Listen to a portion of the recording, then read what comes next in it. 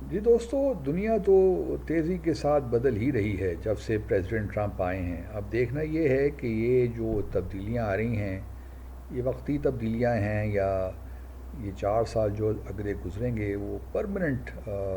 Permanent تو خیر کوئی چیز نہیں ہوتی، ثبات ایک تغیر کو ہے زمانے میں، تو تبدیلی تو آتی ہی رہتی ہے، لیکن جو بنیادی فنڈامنٹلز ہیں وہ تبدیل ہوتے دکھائی دے رہے ہیں کچھ نہ کچھ۔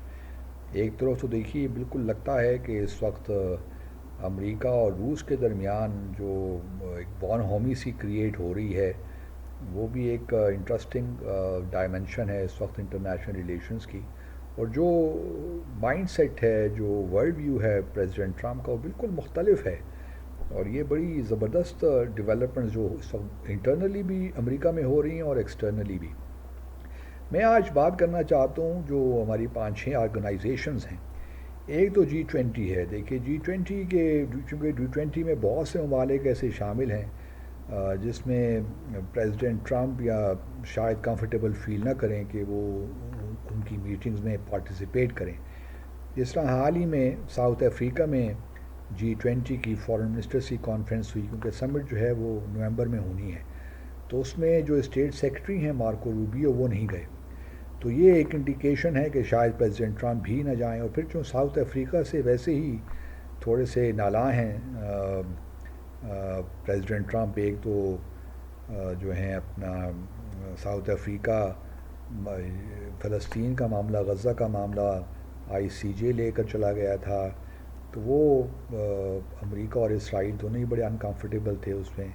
اس کے بعد پھر چونکہ ایلان مسک کا اوریجنلی تعلق ساؤتھ افریقہ سے ہے، تو وہاں پہ ایک لینڈ کا بھی ایشو چل رہا ہے اپارتھائڈ کے زمانے سے، کس طرح یہ گوروں سے جو ہے زمین واپس لی جائے، تو اس میں بھی کچھ جو ہے اعتراضات ہیں پریزیڈنٹ ٹرمپ کی ایڈمنسٹریشن کو۔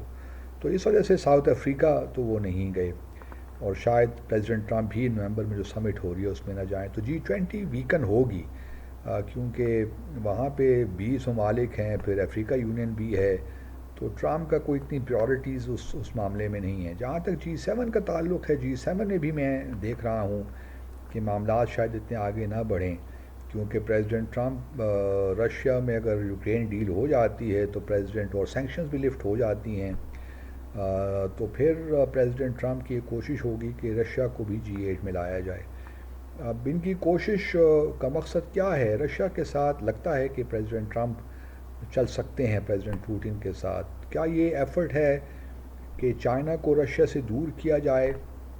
ایسا تو لگتا نہیں ہے۔ اگر ایسی بات ہوتی تو کم از کم EU کے ساتھ، نیٹو کنٹریز کے ساتھ تو کھڑے ہوتے۔ لگتا ہے کہ چائنا نے اور رشیا نے دراریں ڈال دی ہیں اور امریکہ کو EU اور نیٹو سے دور کر دیا ہے۔ بہرحال یہ how you interpret things, it depends on that. تو G7 کا بھی کوئی مستقبل نہیں لگتا۔ اب G7 کا اجلاس بھی مجھے اس وقت صحیح یاد نہیں آ رہا، اور شاید کینیڈا میں ہو رہا ہے، تو کینیڈا میں اگر ہوگا تو جسٹن ٹروڈو کے ساتھ تو پہلے ہی، لیکن شاید جب کینیڈا کا، جب G7 کا اجلاس ہوگا، سربراہی اجلاس، اس وقت تک prime minister Justin Trudeau prime minister نہیں رہیں گے، تو دوسرا کوئی شخص ان کو ریپلیس کرے گا۔ اب دیکھنا یہ ہے کہ کتنی اہمیت دیتے ہیں صدر ٹرمپ G20 کو۔ دوسری جانب نیٹو ہے۔ نیٹو کے بارے میں بھی ان کا بالکل بڑا کلیئر کٹ اسٹانس ہے کہ نیٹو کنٹریز جو ہیں وہ اپنا دفاعی جو اخراجات ہیں، دفاعی بجٹ ہے، اس کو بڑھائیں، 3 سے 5% کریں۔ تو یہ ابھی تک کچھ ممالک نے تو کر لیا ہے، 2% تو کر لیا ہے، لیکن 5% تک کرنا شاید ان کے لیے بڑا مشکل ہوگا، خصوصی طور پہ جو آج کل اکنامک حالات ہیں، اور آپ جرمنی کو دیکھ لیجئے، فرانس کو دیکھ لیجئے، تو بڑا مشکل لگتا ہے کہ اس قسم کی کوئی بات اتنی جلدی ہو سکے۔ تو نیٹو، اور پھر نیٹو اگر رشیا کے ساتھ تعلقات بڑھ جاتے ہیں تو نیٹو کا تو پھر، میں تو پہلے بھی کہتا رہا ہوں کہ یہ کولڈ وار کی لیگیسی ہے اور اس کو ختم ہو جانا چاہیے تھا، جس طرح واٹس ایپ ختم ہوا تھا، اس طرح اس کو بھی ختم ہو جانا چاہیے تھا۔ لیکن بہرحال پھر انہوں نے کاؤنٹر ٹیررزم کا شوشہ چھوڑ دیا، اپنا مینڈیٹ بڑھا دیا، تو اس وجہ سے ابھی تک ایگزسٹ کرتی ہے۔ شاید ٹرمپ نیٹو کی پروسیڈنگز میں یا ڈیلیبریشنز میں اتنے انٹرسٹڈ نہ ہوں۔ دوسری جانب ہے ITU2۔ یہ ایک انٹرسٹنگ ہے، میرے خیال میں یہ کنٹینیو کرے گا، کیونکہ اس میں اسرائیل ہے، انڈیا ہے، یونائٹڈ عرب ایمریٹس ہے اور یو ایس ہے. تو یہ ایک اکنامک انیشیٹو ہے, یہ کنٹینیو کرے گا اور اس میں کوئی پرابلم مسٹر ٹرمپ کو نہیں ہونا چاہیے. دوسری طرف آکس ہے, آسٹریلیا, یو کے اینڈ یو ایس. یہ آپ جانتے ہیں کہ ایک سیکیورٹی ملٹری ارینجمنٹ ہے اور اس کے تحت آسٹریلیا کو این پی ٹی کی پروویژنس کے خلاف امریکہ نے ایگری کیا کہ وہ ان کو نیوکلیر سب مرینز دے گا. تو یہ ایشیا پیسیفک میں چائنا کو کاؤنٹر کرنے کے لیے. یہ اب آگے بڑھتا ہے کہ نہیں بڑھتا, ڈپینڈ کرتا ہے کہ یو کے اور آسٹریلیا کے ساتھ تعلقات کیسے چلتے ہیں آگے. کیا یو کے یو ایس کے ساتھ کھڑا ہوتا ہے یا یو کے یورپین یونین ای یو کے ساتھ کھڑا ہوتا ہے. چونکہ یو کے ای یو کا ممبر نہیں ہے تو اس کے پاس اسپیس تو ہے کہ وہ یو ایس کے ساتھ کھڑا ہو. ابھی اگلے تھرسڈے کو میرے خیال میں یو کے پرائم منسٹر کیئر اسٹارمر وہ وائٹ ہاؤس آئیں گے, دیکھتے ہیں کہ وہ میٹنگ کیسے جاتی ہے, اس کے بعد کوئی صحیح اندازہ ہوگا.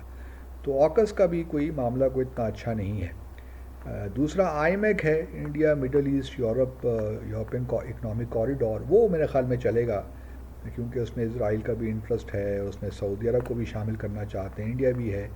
تو وہ ایک ایسا ہے معاملہ.